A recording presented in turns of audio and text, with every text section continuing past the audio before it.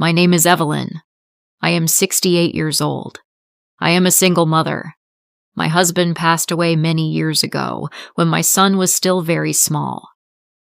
From that day, my life changed forever. I became both mother and father to my child. I had no one else in this world but him. When my husband passed away, I was very afraid.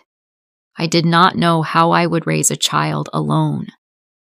But when I looked at my son's small face, sleeping beside me, I felt strength in my heart.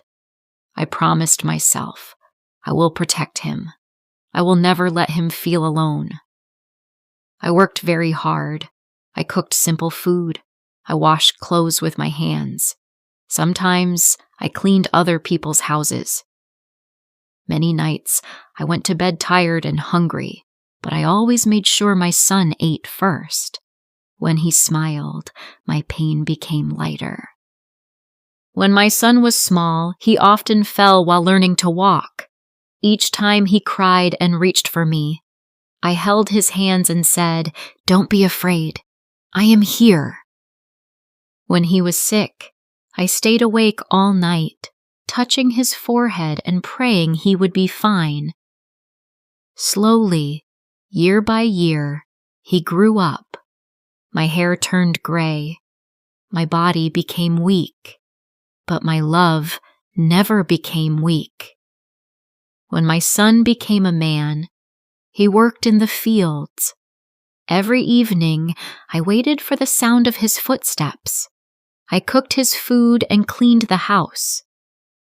When he came home tired, I felt happy just seeing him safe. I did not want money. I did not want comfort. My son was enough. One day, my son came to me and said, "Mother, I want to get married." I smiled at him. "If this makes you happy," I said, "then I am happy too." Fear lived inside my heart, but I did not show it. I knew my life would change again. When his wife came to live in our house, I welcomed her kindly. She was young and beautiful. I said, "This is your home now." I tried to help her in the kitchen and showed her where things were kept. But after a few days, I felt something was wrong. She spoke to me with short words. She avoided my eyes. When I tried to help her cook, she said, "I know what to do." When I spoke, she became angry, so I slowly stopped speaking. I told myself, she is young. She needs time. One evening, my son came home very late from the fields. His clothes were dusty. His face looked tired. He sat down and said, "Wife, I am tired. Please bring me some water." There was no answer. After some time, he called again. "Wife, I am hungry. Where is my dinner?" Still, there was no answer. I was in the next room. Our house was small, and the walls were thin. I heard my son stand up. His voice became louder. "Why don't you answer me?" he asked. Then I heard her cry. "It's your mother," she said. "She hates me. She keeps shouting at me. She calls me lazy and stupid.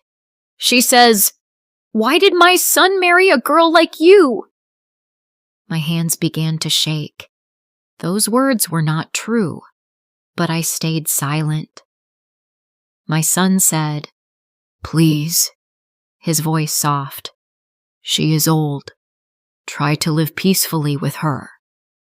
She answered angrily, "There is no dinner. I could not cook. That old woman keeps telling me what to do. Everything I do is wrong." My son sighed. "She is my mother," he said. "This is her house too." Then she said coldly, "You must choose. Either live with me or live with her, not both." That night, my son went to bed hungry. I lay awake on my mat, staring at the ceiling.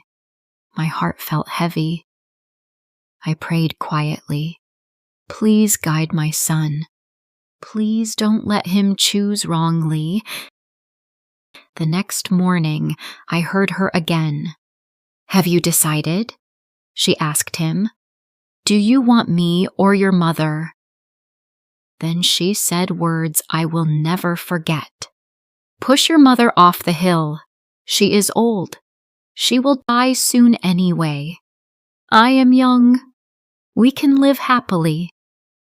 That day, my son did not speak much. He did not eat. He did not look at me. For the first time in my life, I felt afraid of my own child. That night, he came to me and said quietly, Mother, we are going on a journey tomorrow. I looked into his eyes. I understood everything. My heart broke, but my face stayed calm. I nodded and said, All right, my son. The next morning, he lifted me onto his back. The path to the hill was rocky. The air was cool. I did not ask any questions.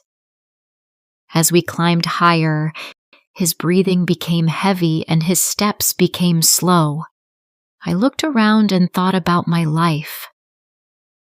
I remembered feeding him with my own hands. I remembered holding him when he cried.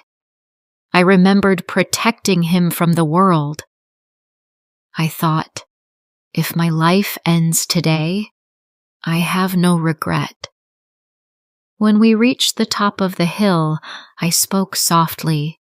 My son, I said, I know why you brought me here. He stopped walking. When you push me, I said gently, please be careful. Hold the tree branch so you don't fall. He turned and looked at me. Tears filled his eyes. You know? He asked. I smiled sadly. Yes, I said. A mother always knows. He slowly put me down. He covered his face and cried. I was going to kill you, he said, and you are still worried about me. I touched his hand. My child, I said, a mother's love never ends. After a long silence, he lifted me again, but this time he walked down the hill. When we reached home, he sent his wife away. I did not stop him. I did not speak badly about her. I only thanked God quietly. Now my son and I live peacefully. I cook for him. He takes care of me. Our house is quiet again. A mother's love asks for nothing. A mother's love never dies. Never forget the one who gave you everything.